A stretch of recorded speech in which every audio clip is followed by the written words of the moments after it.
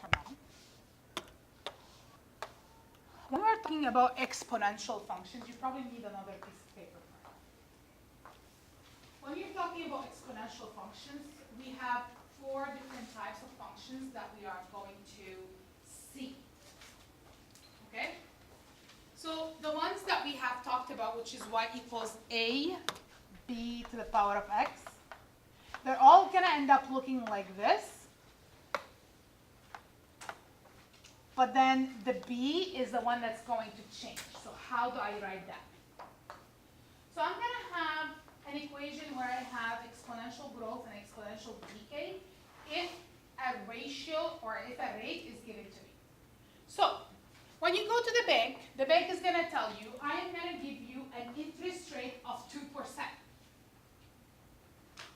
And then you're going to have to calculate your money, how much you're going to have, how much money you're going to have after 5 years or 10 years or 7 years or whatever, right? How do you set this up in an equation? You can't just come and put 2% here because that's not going to be right. Because your money is not doubling. It's only growing at 2%. So we have an equation whenever we have an exponential growth that deals with rate. Okay? And the equation is this. Y equals, A is still your initial, 1 plus your rate to the power of x. So this is called exponential growth. That's why it's plus, because I'm adding, right? And I use this whenever they give me a rate. So whenever they give me a percentage.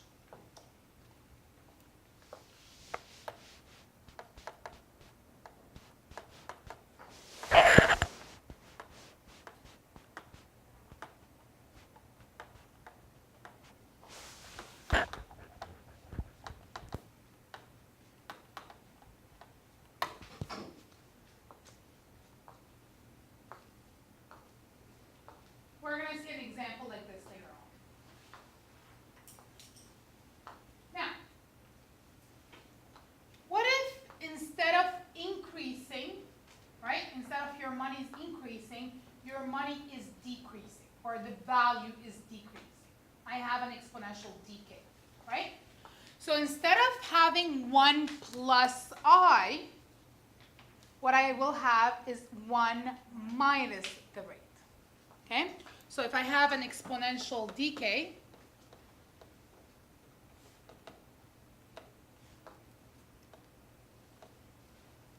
it's going to be y equals a 1 minus the I to the power of x. And again, this is used when rate is given.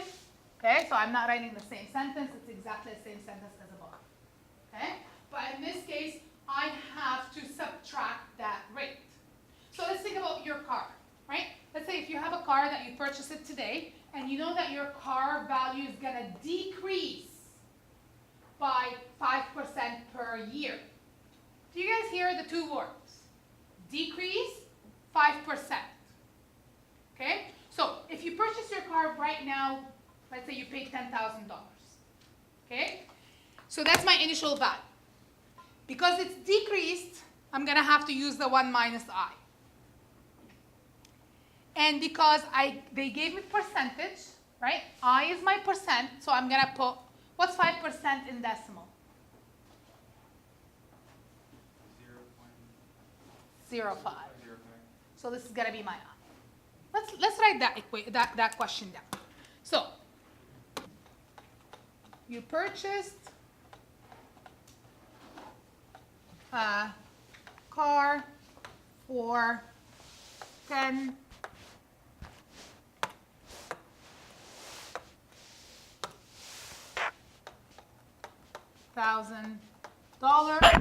Right? The value of the car will decrease by 5% annually, that means every year. The question is going to be, write an equation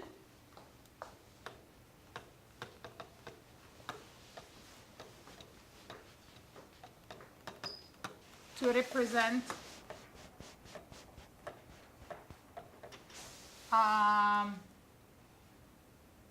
the situation or the value of the car.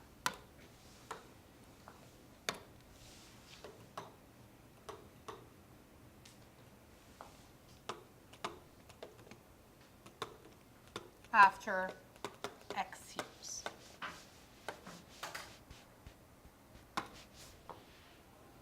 Okay? So this is English. Few keywords here. First keyword is my initial value. So this is my initial value, this is what I'm starting. Then it says the value of the car will decrease. So this is where I'm going to start making decisions. What equation do I use? Now because they give me percentage and then it's a decrease, I'm going to have to pick one of these two equations because these are the one that deals with percentage, right? In this case, it's going to have to be the first or the second? The second because it's a decrease. I have to subtract, okay? So I know that my initial is, so I'm going to put 10,000 for my initial. Then it's going to be 1 minus 0.05. You can't leave it as a percentage, otherwise you're going to have a negative value, which is not right. Then you're going to do 0.05 because that's what 5% mean to the power of x. Okay? Now what could be a second question that I might ask you for this? What could be another question that I might ask you? What would be the value of the car after 3 years? That would be another question. If I want to add part B to this, right, let's just simplify this 1 second. So 10,000, and then this is going to be 1 minus 0.05, so that's going to be 0.95 to the power of x. Right, so all what I did is I simplified inside that bracket. Can I do anything else? I can't simplify this anymore, right? I don't ever multiply that by that. It's not right. Because that math says you have to do the exponent first. Okay? So please leave it like this. Do not touch it. Now, part B to this question could be, what will the value of the car be in 3 years? How would you answer that question? Where x is with 3, where x is. That's right. So replace x with 3 and do your math. So can you guys find the answer for me?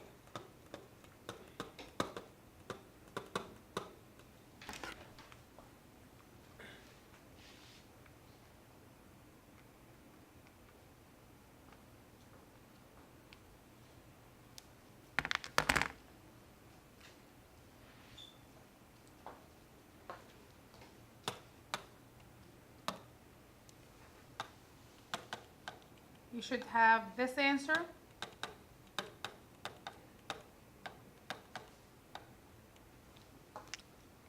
Right? $8,575, $73.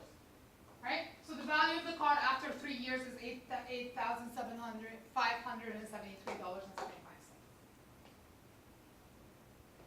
Looking back at the question, does my answer make sense? Right? It did decrease. Right? So it kind of makes sense. Right? Your answer should make sense. Okay? So far I have seen basically 3 equations. The y equals ab to the power of x. By the way, does this look like y equals ab to the power of x? A is 10,000. My base is 0.95. Does it make sense that my base is between 0 and 1? It's a decay, right? It's a decrease. So it does make sense, right? So it's going to end up looking like this, right? But the information given to me, I don't know what B is, so I had to find B. Okay? Okay? All right. So far we looked at this, and we looked at the two other equations, which is the increase and the decrease, the decay and growth, with a rate. Now there's two more equations that we will encounter as exponential. And these are special cases, and they're called the doubling and the half-life.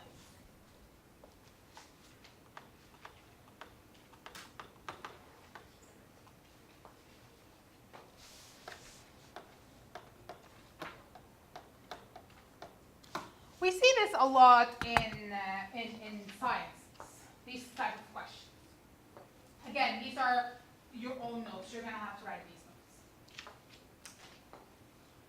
So a question like this would be, for example, you have an initial count of bacteria of 1,000 bacteria, and then the bacteria is doubling every 3 hours. So here's where the trick is. It's doubling every 3 hours, okay? It's not my regular every hour or every day. It's not one. It's doubling every 3 hours. So this is where the trick starts, okay, with these kind of questions. So let's look at this example. So we have 1,000 bacteria. And it's doubling. This is just a simplified question. Every 3 hours. When you see that word doubling, you're gonna have to start thinking about a special case. Okay? The special case is like this. So you have y equals, your initial value is not going to change, it's going to be a. Now because it's doubling, what would my base be? 2. Now here's where the difference is. We haven't seen that yet. It's t for your time divided by your doubling time. So divided by d. So let's look at this case that we have. What's my initial count? What's my initial count? 1,000. And it's doubling, right? Now t is going to be your variable. So let's say if I want to ask you how many bacteria do you have after 10 hours, this is where you're going to plug in t, right? If I'm going to ask you how many bacteria do you have after 24 hours, you're going to plug in 24 for t, right? So t is going to be your variable. Remember that your exponent is the variable. So t is not going to change. T is going to be the letter. Now what do I replace d with? Doubling every how much? 3 hours. So that d represents your doubling time. So how long is it taking you? How long is it taking for it to double, right? Is going to be right here. So in this case, it's going to be t over 3. Okay? So I'm starting with 1,000 bacteria. It's doubling, but it's doubling every 3 hours. So after 9 hours, how many times would I have doubled? 3 times, right? Because look at this. If I don't write this for a second. Okay, don't write this, I'm going to erase this. If I have this, right, and I just put t, okay, and I ask you After 9 hours, how many bacteria would you have? What would you do? 914, right?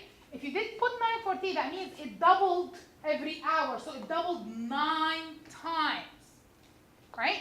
But in my scenario, this is not what happened, right? In my scenario, in the 9 hours, it only doubled 3 times. The first 3 hours, it doubled once. Then the second 3 hours doubled twice. And then the third 3 hours doubled again. Does it make sense? So if I don't divide by my doubling time, my answer is going to be totally wrong. Because instead of doubling only 3 times, I'm doubling 9 times. Do you guys understand the difference between the two?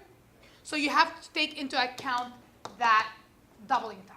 If your doubling time is 1 hour, is just 1 hour, 1 day, 1 month, 1 year, it's not going to make a difference. Because if D is 1, it's not going to make a difference, right? But the minute that your doubling time changes from 1 to any other number, you're going to have to divide by it. You guys okay with this? So if I ask you right here, how many bacteria do you have 9 hours? What do you do? So you do y equals 1,000 to 9 over 3. Okay? When you enter this on the calculator, you have to be careful. So you do 1,000 times 2. You're going to enter your power, whatever your power button is, either the hat or the y to the power of x or the x to the power of y, depending on your calculator. So I'm just going to put a hat for now. And then the 9 over 3 has to be in bracket. Otherwise, your answer is going to be wrong. Okay? So can you guys do that for me? Yep. So for you, it's going to be... Yep, you.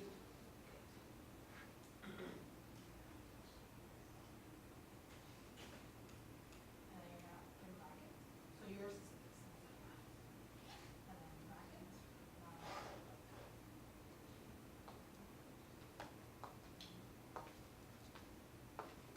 I don't like the phone calculators, guys, because they work backwards and it's tough to. So you're gonna put that. Okay, so do 1,000 times 2. That's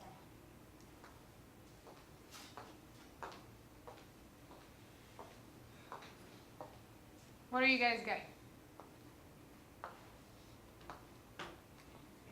8,000.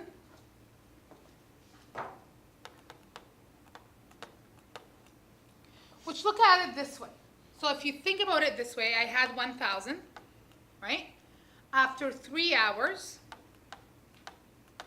it doubled, so it became 2,000. After 6 hours, it became 4,000, because I'm doubling. After 9 hours, it became 8,000. Makes sense? Yes?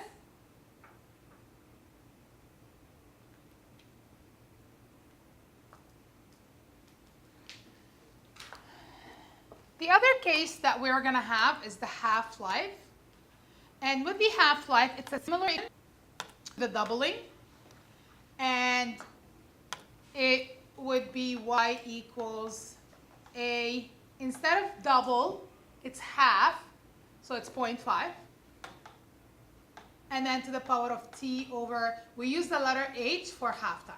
It's the same idea, right? But they use different letters. Okay? So a question would be, you have a radioactive material, and then you started with 100 grams of it, right? That's your initial value. It decays, it has a half-life of 5 hours or 5 years, right? Then you know that H is 5. Okay, do you want me to write an example? So, C14, that's the name of a compound, okay? C14 has a half-life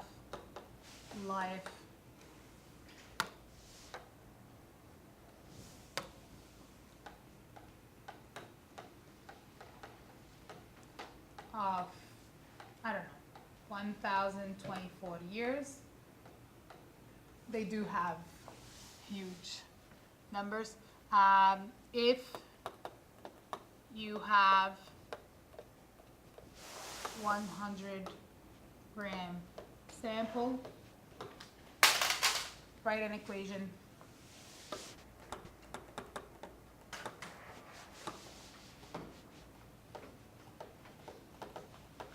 to represent this situation. Sorry, my writing is horrible. Okay? So if you have a question like this, I know it's half-life because it does say in the question it's half-life. What's my initial value? What's my initial value? What am I starting with? If you have 100 grams of sample, right? What would be my base? 0.5 because it says half-life. Now, it's decay half-life of 1,024. So what does this 1,024 represent? The half-life, which is the H-life, right? So this represents the half-life, half-time, which is H. So it's going to be T over 1,024.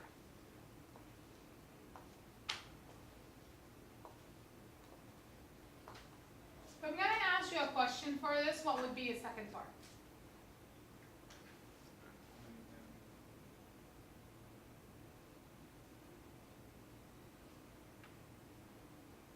How much sample would you have after what? 4,000 years, right? How much sample would you have left after 4,000? Can I use days instead of years? Can I plug in days here instead of T?